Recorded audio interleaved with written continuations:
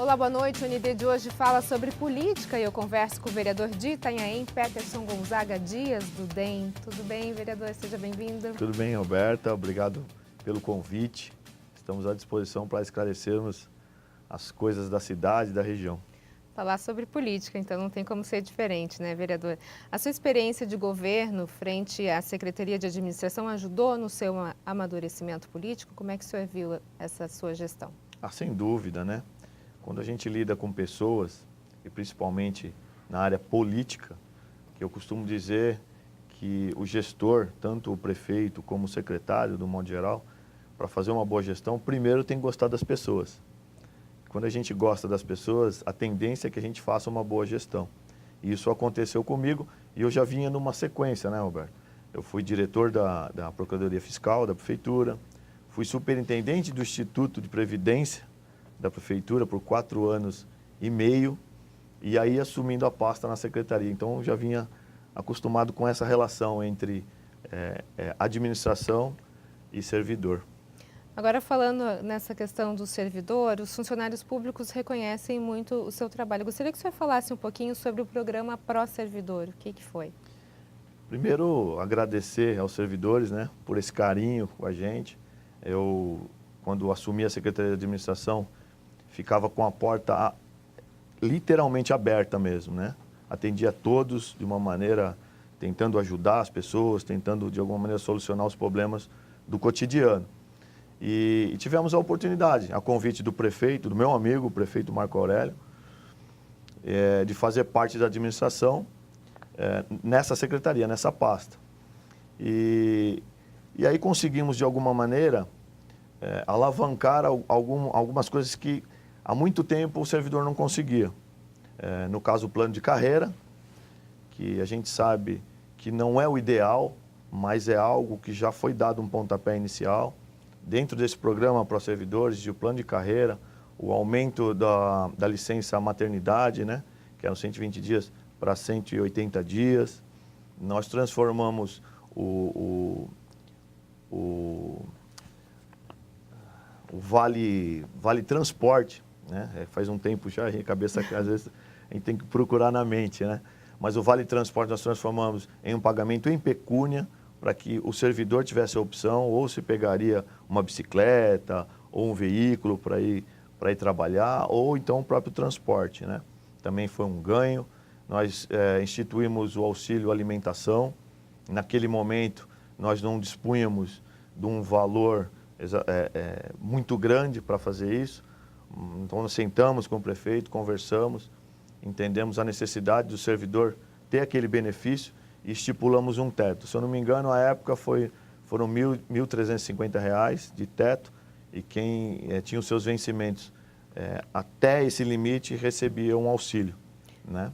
Então, acho que esses foram os ganhos substanciais que nós passamos por lá.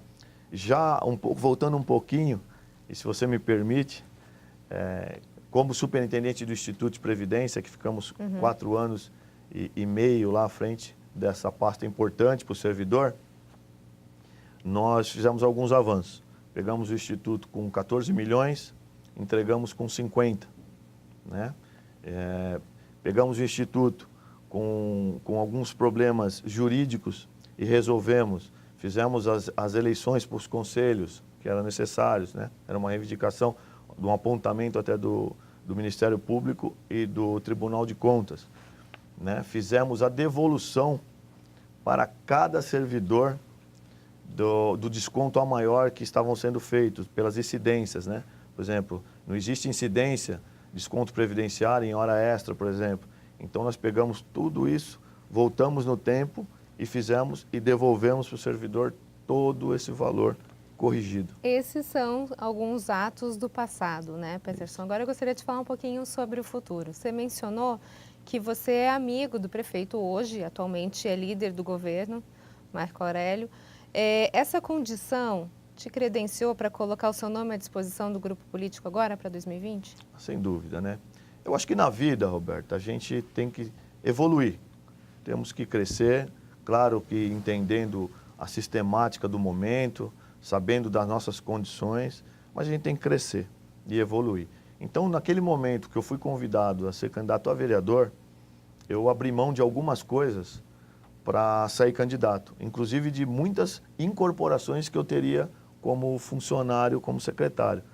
Porque na administração pública, a legislação permite que a gente tenha incorporações de um salário maior que você tenha do que o salário seu em relação ao seu cargo de servidor efetivo. O que fez você trocar isso?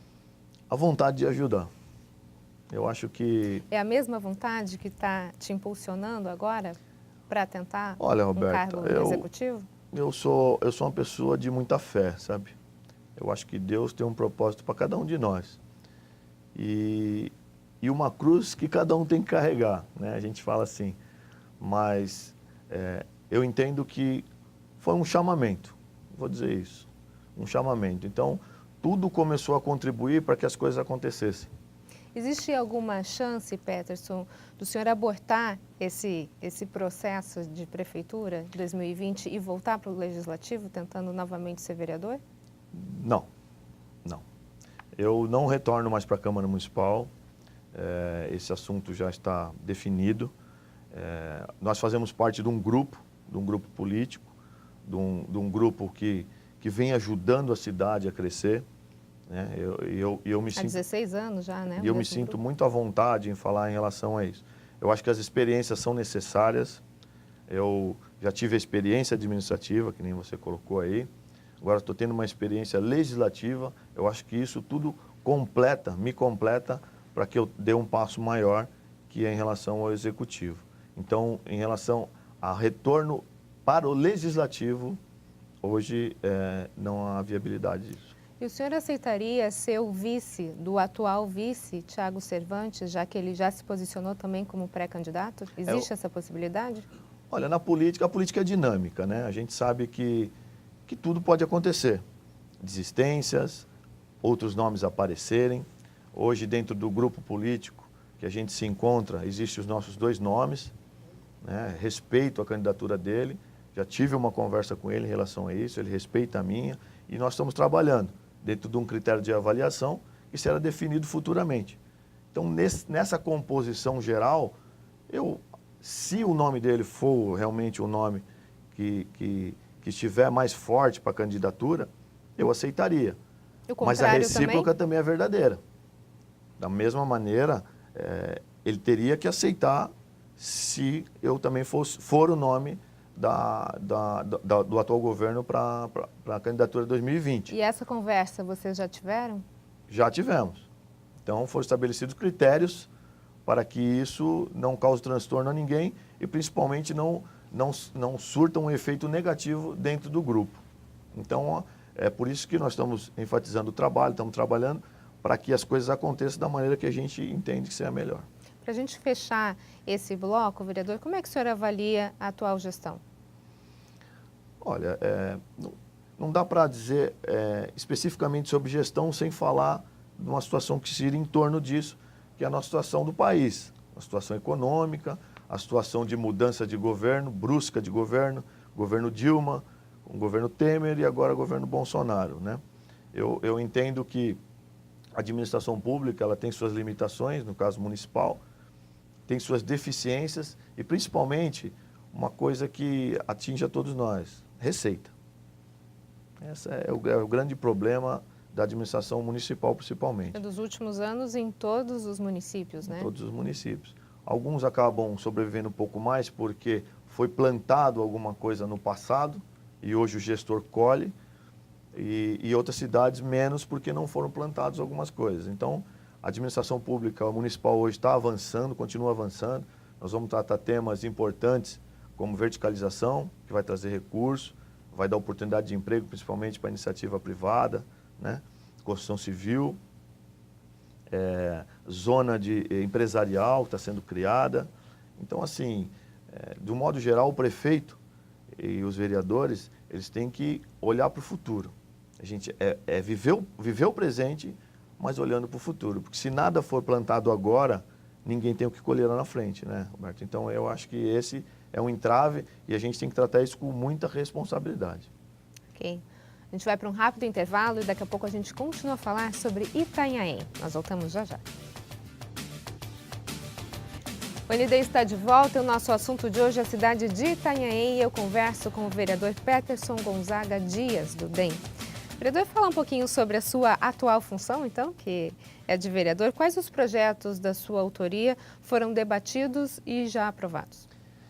Quando a gente entra no legislativo, a gente entra, né? Por isso que a experiência é importante, né? Então a gente começa a buscar algumas coisas e dentro da nossa competência legislativa tentar criar e ajudar a cidade de algum modo.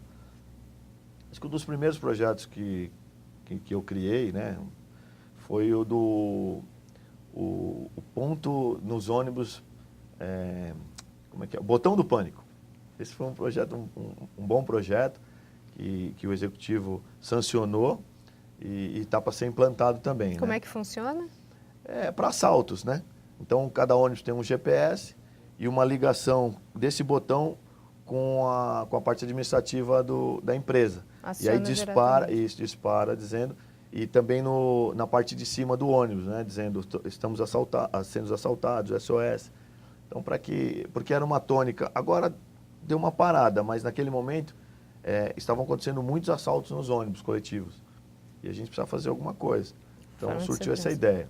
Nós também tivemos, juntamente com o vereador Dr. Alder, um projeto de lei importante que foi sancionado também pelo Executivo em abolir os canudos plásticos, né, da cidade Em várias de Itanhaém. cidades, Isso. né? Nós acabamos entendendo que daremos um tempo maior para adaptação, para que os comércios que têm os estoques de canudo, né, então não sofram com isso.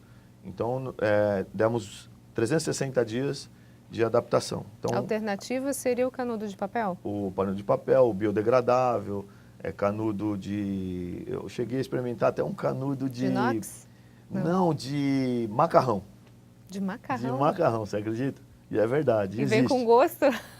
O macarrão é a parte, né, o macarrão sólido, Sim. né? Mas sem problema nenhum. Então você vê, a criatividade vem acontecendo ao passo que as coisas aparecem, né? E a gente sabe da responsabilidade que a gente tem com o meio ambiente. Então nós tivemos lá reuniões com o Gremar, tivemos reuniões com o EcoSurf, através do presidente João Malavolta, até mando um abraço para ele. E foi trazido isso para nós e entendemos que seria viável. O prefeito entendeu também que era importante e foi sancionado. E agora, recentemente, que eu acho que é a pergunta que você ia me fazer, em relação às enchentes, Sim. né? Que é a isenção de tributo de IPTU para quem sofre com a calamidade de enchentes e vazão das águas no modo geral.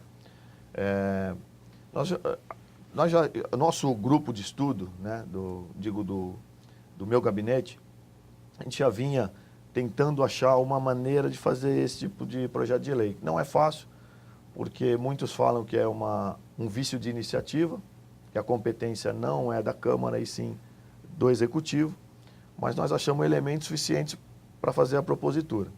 Demos a entrada, agora está nas comissões. Então vamos aguardar os que as comissões de Justiça, Comissão de Orçamento vão dizer a respeito, para ver a viabilidade de ser pautado. Então, só para a gente entender um pouquinho, vereador, esse é um projeto excelente que daria isenção de IPTU a todo mundo que teve o seu imóvel atingido pelas enchentes, que foi o que aconteceu em várias cidades da nossa região. Agora, qual seria o crivo? Quem seria contemplado com esse projeto? Nós colocamos alguns critérios, é importante que se diga que essa isenção não são para o prejuízo que tem com os bens que guarnecem o imóvel. Sofás, geladeiras, televisores, não é isso. Esse crivo é exatamente no valor do imóvel. Por exemplo, abalou a estrutura física do imóvel, instalação hidráulica, elétrica, houve um prejuízo substancial, aí sim teria direito. Mas quais são os critérios para isso? Então, um laudo da Defesa Civil, um boletim de ocorrência, um laudo de engenheiros da prefeitura, que aí é uma regulamentação que ela vai ter que fazer. Então, não basta a pessoa ter a sua casa inundada. Não. E um detalhe importante, e eu até digo que isso é até um incentivo para ajudar com a inadimplência. Tem que estar literalmente em dia com os impostos e os imóveis têm que estar em áreas regulares. Então, eu acho que todos esses aspectos juntos propiciam a isenção do tributo, que é a base do imóvel, é o IPTU, né? E se passar esse projeto, a pessoa guarnecida de todas essas informações, em quanto tempo ela consegue um retorno? Então, aí isso vai ser através de uma regulamentação do executivo. Então, ele cria um decreto e, através do decreto, ele regulamenta qual é a comissão que vai averiguar isso, o prazo para entrega. E isso só vai ser poder constituído no exercício seguinte. Então, por exemplo, que hoje nós tivemos muitas enchentes agora no passado, recentemente. Então, ele entraria com esse pedido, a prefeitura avaliaria e aí no exercício seguinte e posteriores ele teria o benefício. Ok. Fala um pouquinho sobre o governo do estado. Algumas cidades, como São Vicente, tiveram seus consórcios cancelados ou suspensos assim que o novo governador João Dória assumiu. Itanhaém também foi afetada? A gente sabe que a cidade apoiou o governador João Dória. Sem dúvida. Como é que ficou a situação do repasse para a cidade de Itanhaém? A gente procura saber as coisas, né? Nos bastidores a gente vai ouvindo os deputados que nós ajudamos, enfim, o prefeito Marco Aurélio, que foi realmente praticamente um braço direito do João Dória, foram todos rescindidos porque o governo estadual entendeu que seria mais prudente fazer isso porque estava havendo um desequilíbrio entre a distribuição de recursos nas cidades. Então, qual é realmente a demanda de Santos? Qual é realmente a demanda de São Vicente, Mongaguá, Itanhaém, Praia Grande, Peruíbe? Não foi nada político. Não, nesse momento do governador, esse ato não. Esse ato foi exatamente antipolítico, porque alguns recursos teriam sido liberados e autorizados no final do governo anterior e que não seria distribuído de uma forma igualitária e realmente atendendo às prioridades dos municípios. Então, ele encerrou, ele rescindiu isso e agora ele está repassando o valor necessário para cada município. Ok, no próximo bloco a gente vai falar um pouquinho sobre o aeroporto de Itanhaém. Nós voltamos já já. O ND está de volta, o nosso assunto de hoje é a cidade de Itanhaém. Eu converso com o vereador Peterson Gonzaga Dias, do DEM. Vereador, eu gostaria de falar agora sobre um fórum que aconteceu no mês passado, o Fórum de Turismo, o primeiro Fórum Empresarial e Turístico de Itanhaém, onde o foco foi o aeroporto de Itanhaém, é isso? É isso mesmo. O que a gente tem de novo em relação? Muito se fala, né, vincula na imprensa, que Guarujá vai receber uma estrutura suficiente, um aeroporto de médio porte, né, vamos colocar assim. E foi feito exatamente esse evento para chamar a atenção das autoridades, principalmente das autoridades políticas, para que tenha um aeroporto preparado para isso e que está ficando fora do cenário por conta desse tipo de ação. Está virando uma queda de braço agora, entre Guarujá e Itanhaém? Não digo entre as cidades, mas eu acho que é um momento de chamar a atenção para que eles olhem para a cidade de Itanhaém, e principalmente para o aeroporto de Itanhaém, que tem estrutura para isso, né? Foi privatizado no governo Alckmin e a estrutura está toda montada. Exatamente, acho que falta um pouquinho de boa vontade dos governantes para que, principalmente a região aqui, principalmente Santos, São Vicente, Guarujá, Bertioga, é uma região muito mais rica, que a gente chama, do que a nossa região, que é o litoral sul. Então, assim, nesse sistema de descentralização, que eu acho que é importante o Estado olhar para descentralizar um pouco as atividades, não só em alguns polos centralizados. Então, Itanhaém fica num local importante para começar essa descentralização do Estado. E eles não estão vendo por esse caminho, estão vendo, talvez, por uma maior quantidade de pessoas, talvez, na região. A existência de 2 aeroportos é algo inviável? Pela proximidade, eu acho inviável. Pela proximidade, né? São muito próximos, acho que dá em torno de 40, 50 quilômetros. Vejo também muito próximo Santos, muito próximo de São Paulo. Então, mas o porquê disso? Eu acho que o tempo vai mostrar o porquê disso, né? Não sei, talvez por ser uma base e o governo hoje federal também tem um viés militar também muito grande, né? Eu também não sei ainda sobre isso, mas a tendência é exatamente através desse evento que as autoridades olhem para Itanhaém e olhem para algo que já está pronto, não precise construir algo novo, mas sim procure observar o que já está pronto e pode ser utilizado. Agora, o aeroporto do Guarujá, ele seria para algo comercial, né? As pessoas poderiam, acho que as rotas já foram até pré-traçadas, Rio de Janeiro e mais duas localidades. Itanhaém serviria também como rota comercial? Não poderia, de repente, servir como uma rota empresarial, como atendia a Petrobras antigamente? Uma base, né, da Petrobras. Sim. A Petrobras acabou se retirando, acho que por contenção de despesa, né, por muitas coisas que aconteceram ao longo do tempo. E estamos tentando retomar que a Petrobras volte para Itanhaém e fixe sua base novamente. Isso traz credibilidade para o aeroporto da cidade, né? O São Paulo, o governador João Dória, recentemente lançou esse programa, né? Que é um programa de que as pessoas vêm para São Paulo e no intervalo de voos, não aquele intervalo pequeno, mas intervalo de 1 ou 2 dias, ele se possa circular dentro do estado. E isso, através desse programa, eu acho que Itanhaém seria um polo, principalmente da região, e ajudaria demais a região sul do estado por conta desse projeto. Então, são coisas casadas. Se você me perguntar, Peterson, por que estão levando para o Guarujá, hoje eu não posso te responder. Pode ser que amanhã, através de questionamentos, enfim, a gente possa dar uma resposta mais qualificada. Mas hoje, realmente, eu não consigo identificar isso. Eu não consigo visualizar uma situação em que você tem algo já pronto para ser utilizado e para uma construção, para uma estruturação de um outro. E muito próximo ainda, né? Mas hoje, então, em relação ao aeroporto de Itanhaém, a gente tem uma incerteza. Não quer dizer que ele vai ser esquecido. Não, isso. Pode ter uma chance. A gente ouve muito e são especulações, né? Então, assim, e algo concreto que o Estado já colocou em relação ao Guarujá. Descarte, eu acho que não, né? Mesmo porque foi privatizado, hoje é terceirizado, é a Voa São Paulo. E ele também, a empresa tem que trazer alguma coisa de benefício. Então, para que você abre uma licitação, há uma concorrência pública, ganhe uma empresa para nada? Então, eu não entendo dessa maneira. Eu acho que talvez uma carta na manga aí do governador ou das autoridades para um futuro próximo utilizar melhor o aeroporto do Itanhaém. Ok, Peterson, muito obrigada pelas suas informações, sucesso. Vamos aguardar então o aeroporto de Itanhaém, que pode sair do papel, né? Tomara, isso é o que nós estamos lutando por isso, né? A gente quer ver não só Itanhaém, mas a região, principalmente o Litoral Sul, uma região com maior destaque no cenário estadual. Ok, muito obrigada. O ND fica por aqui, uma ótima noite para você. Fique agora com o Jornal da Band.